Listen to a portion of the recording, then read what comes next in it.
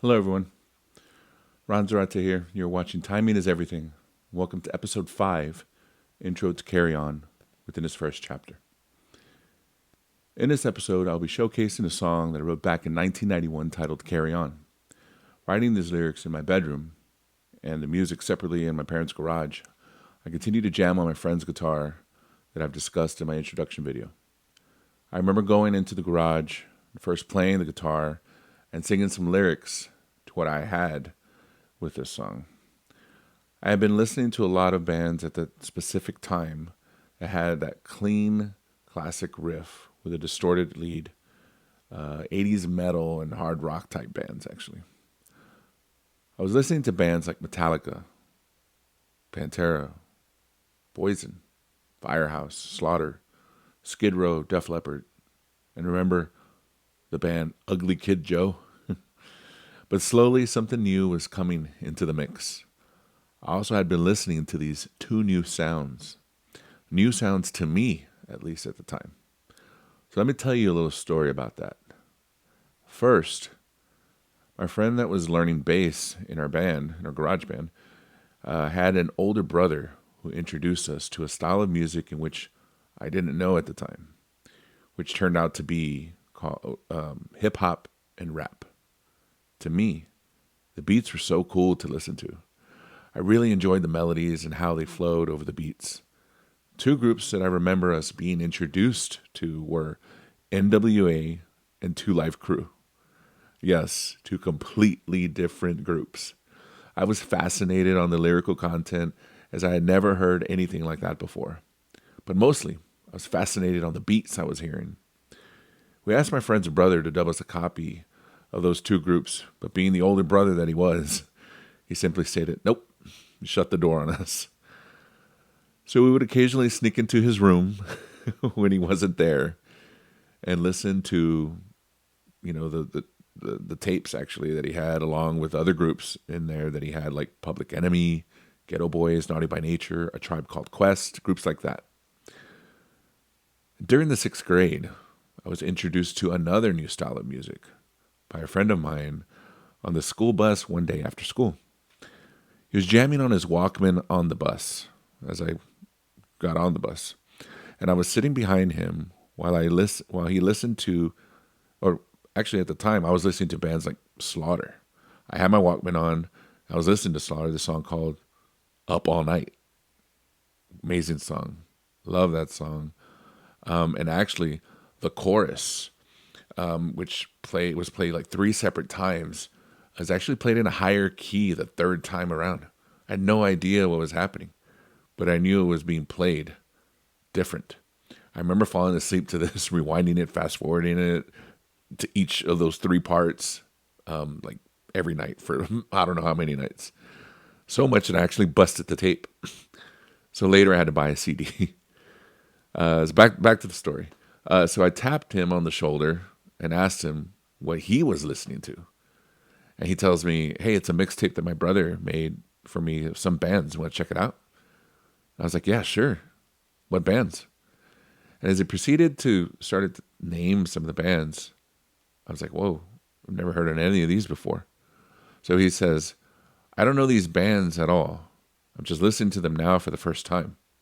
But the bands are called Soundgarden, Alice in Chains, Mudhoney, Green River, Nirvana, and some band called R.E.M. So he passes over his headphones to me, presses play, and this was the moment that changed my life with how I consumed and heard music forever. I had never heard any of these bands before. What was playing at that moment that he handed me his Walkman was what I found out later to be a song titled Love Buzz by a band called Nirvana, which was actually off the Bleach album. That bass line, those drums, the way the drums sounded was nothing like I had ever heard before. I was listening or anything, right? So the sound, it sounded very raw, and they sounded heavy, and they sounded very hard. The guitars even sounded differently. The vocals were great, and as I was listening, it was this crazy guitar riff that came on the solo when it started. The singing, whoa, it was out of this world. over that solo, man, I remember. And even that crazy scream at the end of it. I had never heard anything like that before.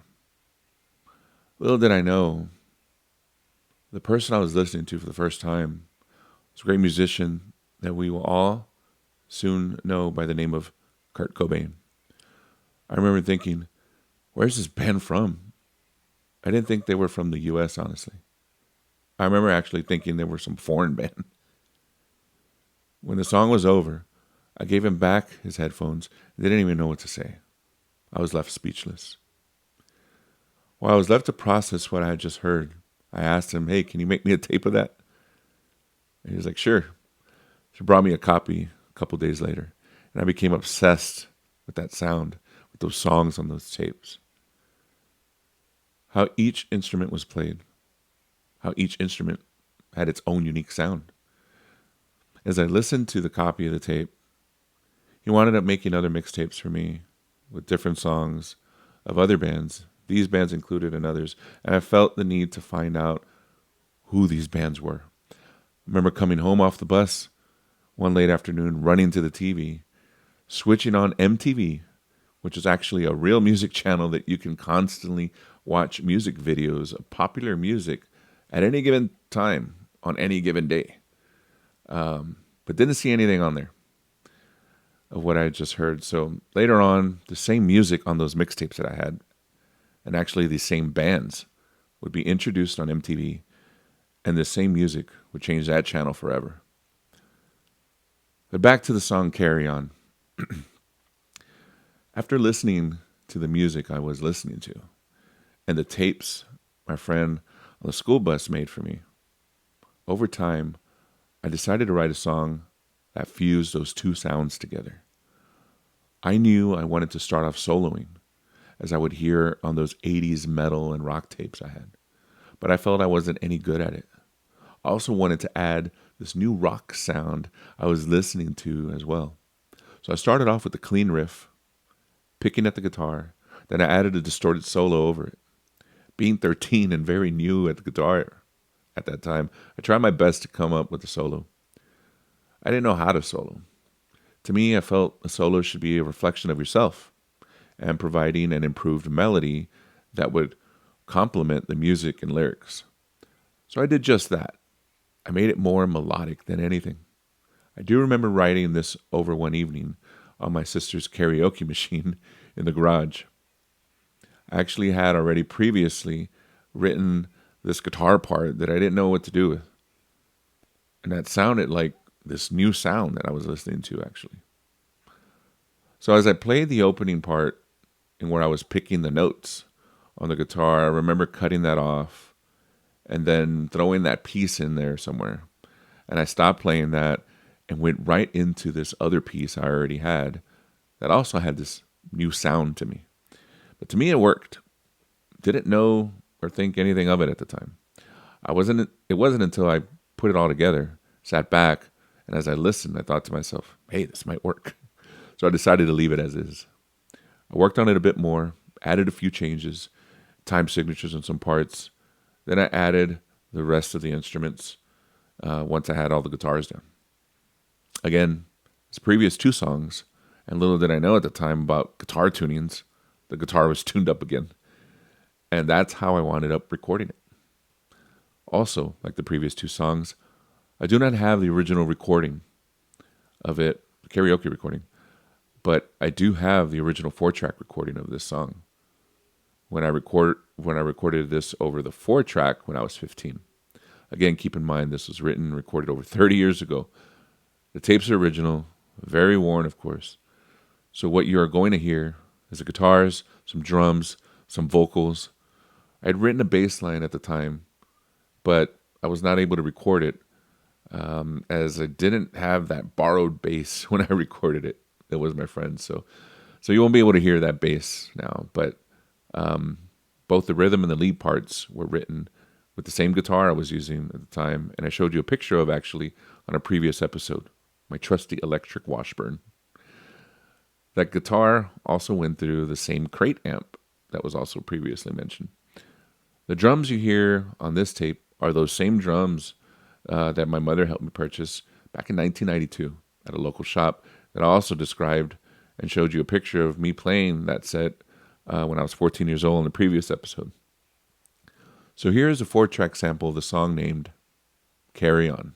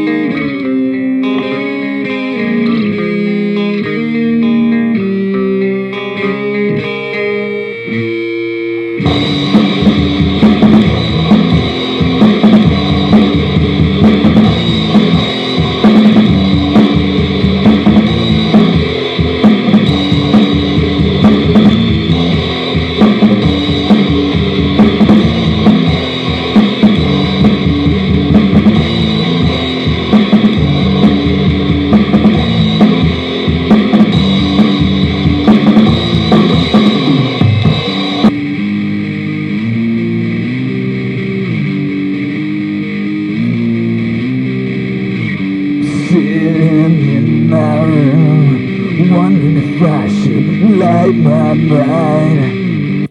Don't ask me why. Should I? Sparks running through my brain. Another old recording takes me back, and I can actually feel like I'm in the garage recording and playing that song as I sit here and listen to it.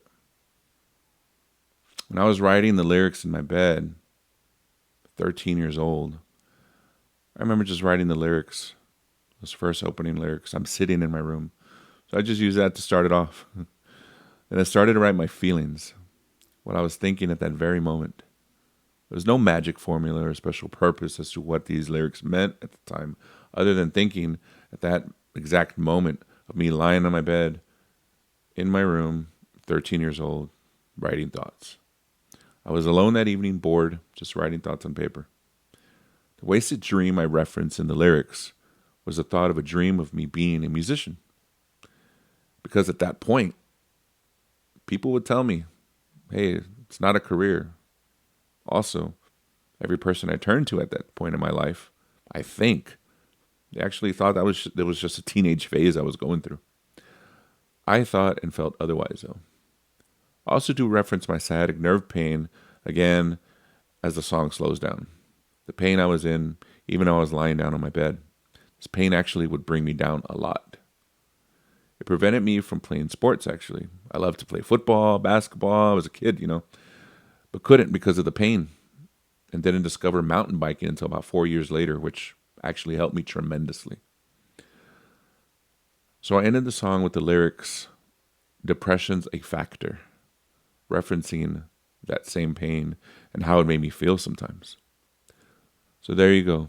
It is basically in a nutshell how I came to write this song, Carry On. It was over 30 years ago. It was tough to remember every little detail for this one specifically, but with the help of my tapes and old lyrics that I found, I again was able to put pretty good memory of it. So rather than spruce up the song with today's gear that I have, plus, my evolved voice for singing, I decided to keep it as close to the original as possible again. No fancy drumming, no fancy vocals, no fancy anything. Just singing a song I wrote and playing all the instruments at a very young age. I've taken this song and re-recorded using everything I know today, but still keeping its original vibe. I thank you for listening to the story of this song, Carry On. This is the third song on my first series of 12 songs in this first chapter that formed my youth from the ages of 13 to 16 years old. I welcome you to let me know what you think in the comments. Please provide any feedback you may have, as I would really, really love to hear it. Please be sure to like and subscribe to stay updated on new videos and content as my musical journey through YouTube gets published. Please stay tuned for episode 6, in which I will be showcasing this actual song written today, Carry On. Thanks for watching.